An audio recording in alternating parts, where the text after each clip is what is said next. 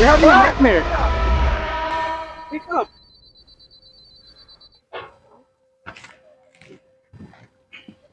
Uh, Carmela, by the way, I need to go back to the festival. Wait, what, Joseph? Please stay here. Don't go. Carmela holds her husband's hand and begs him to stay with her as she has a bad feeling. But Joseph insists that he has to go back to the festival. Wait, Joseph, listen to me. Don't go. I had a really bad feeling about this. Whatever that is, nothing bad will happen to me. I had a nightmare on you that you will return here with a gray Stop it, hair. Carmela. You're just giving me a bad luck. Nothing bad will happen to me. What if it's a premonition? Whatever that is, nothing bad will happen to me. Trust me on this, okay? Okay, just be safe. Carmela sighs as she has no other choice but to let her husband go back to the festival.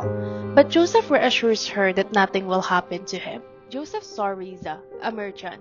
He greeted her and asked if he could sit with her at the same table. Riza allowed him to sit with her. It was the first time they met, but they had a good time talking as they got to know each other. Oh, hi. Can I sit here? Sure. Are you a tourist here? No. I just returned here to Blue Mountain to do something important. Oh, really? That's nice. I'm heading now to my house nearby. What a coincidence. I am living on the same street as you. We can go back together on our subdivision if you want. Joseph thinks that it is a good idea and agrees. Both Joseph and Riza went to the village together. While Joseph is doing chores, a police officer comes and approaches Joseph, who has no idea of what destiny has for him. Good morning. We're looking for Joseph Cuaderno. Do you happen to know him? Good morning. I'm Joseph. What can I do for you? I am Police Lieutenant Colonel Gabby, and I am the head of police here in Antipolo. This is Police Inspector Mirasol, and would like to ask you several questions.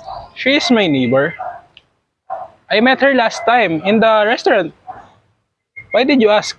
Riza was found dead in her house. Her throat was slit by someone, and the autopsy stated that that was the cause of her death. Since your house is close to Riza's house, we thought that you might know something about her death.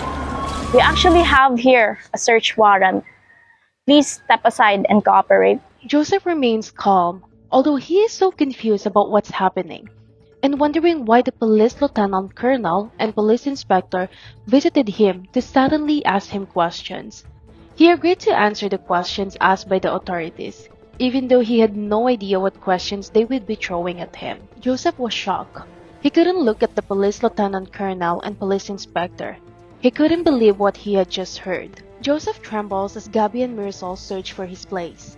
Now, he already knows why the authorities are here. He is one of the person of interest. His eyes widened when the police inspector found a knife with bloodstains in his house.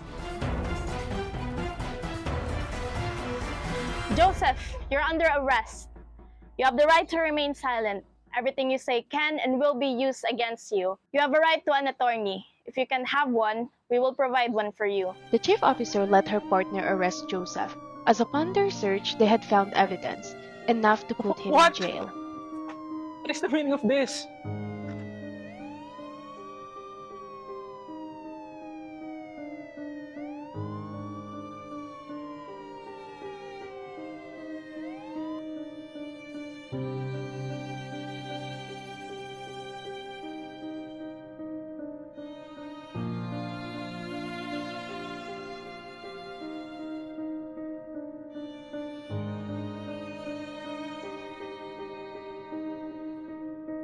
As Joseph walked to his cell, he saw Andrew, and he introduced himself and offered a handshake to Andrew, which he gladly accepted. What's up?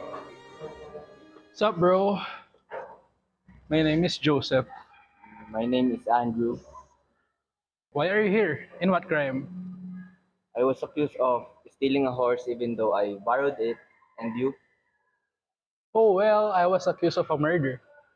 Even though I didn't commit it, I was framed up.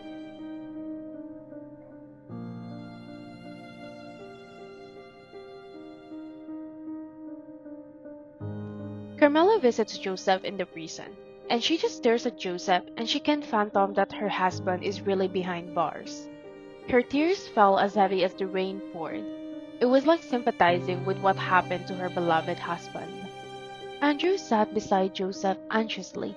He looked down as he felt the guilt while Joseph was confused as to why Andrew was acting that way. What? Because I was the one who killed Risa. But please, please forgive me. I will confess my crime to the police. Please, please forgive me. You know what? My life is over now.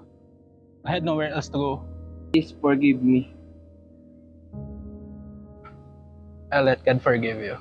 Joseph was shocked and speechless. He didn't know how he would react after Andrew confessed his crime to him.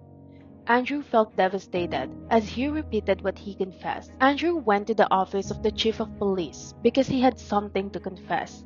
Gabby agreed as she was curious about what Andrew would Chief, confess. I have something to confess. What is it? I am the real killer of Miss Risa. Beg your pardon? I killed Miss Risalina. I slit her throat to death, stole the money from her, and I placed the bloodstained knife in Joseph's belonging. The police officers took back Mr. Andrew and went to the prison cell after he confessed, which proved that Joseph was innocent all this time.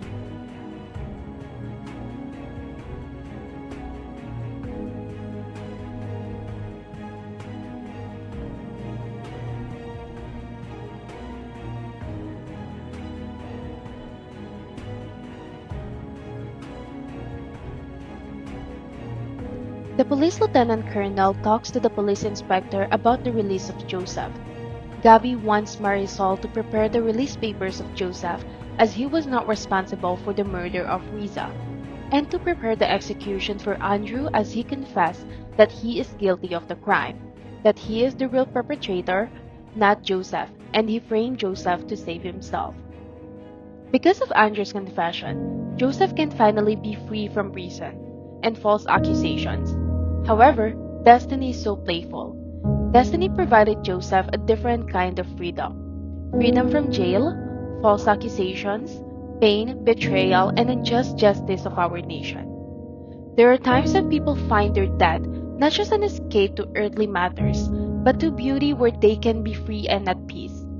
Joseph found his freedom on his death.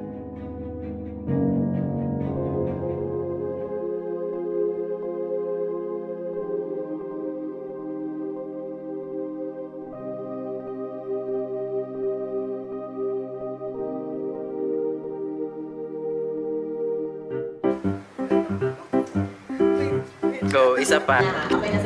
Okay?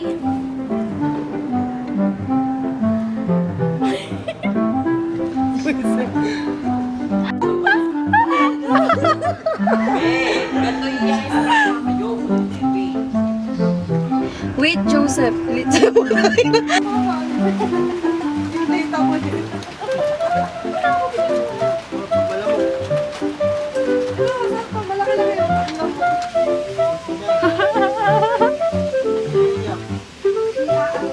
Usapin mo siya, ano? Para adik!